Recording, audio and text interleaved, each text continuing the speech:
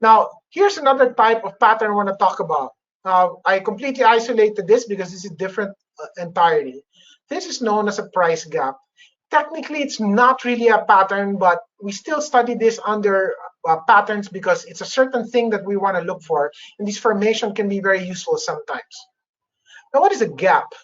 So a gap is simply a movement of price that goes way much over the previous day's entire range of prices. So for example, let's look at this area right here in the bottom. You can see that it was consolidating at this area here. And all of a sudden, after trading at this area, in the very next day, you see prices just jump up. And this space in between is what we call a price gap. Now, the very first one in a trend that you normally see, the first gap you see in a trend, is usually what is known as a breakaway gap. Now, it's called a breakaway gap because it breaks away from that prior trend or consolidation, and it's the first clue you have that something has changed. And it erupts in fury normally because perhaps some news came out that could help change the situation in the company. And that breakaway gap just tells you that something has changed, this stock is going up, and the mere fact that the price does not close that hole or does not close the gap tells you there's an underlyingly new demand level that has been generated, and this thing may have some time to go. After that, you can see it climbs up, winds up, and eventually another gap is generated.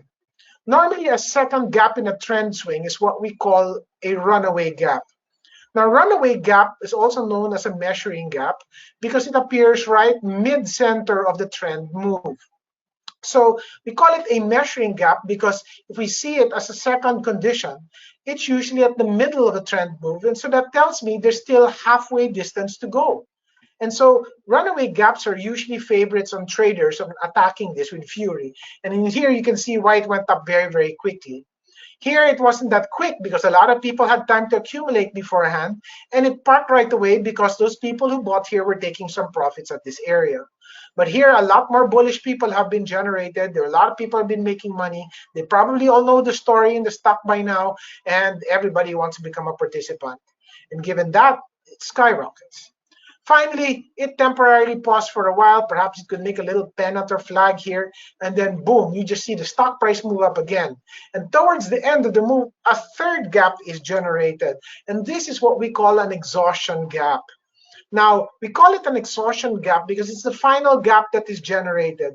And second thing, that gap is usually closed right away. When we say close, you will see a correction that will close the hole in a matter of days. Whereas here, it did close until some time. Here, you would ever hardly see that gap closed.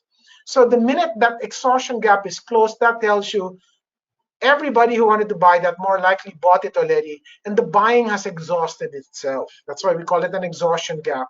And that exhaustion is an exhaustion of the entire trend. And it could generate a reversal condition out of that.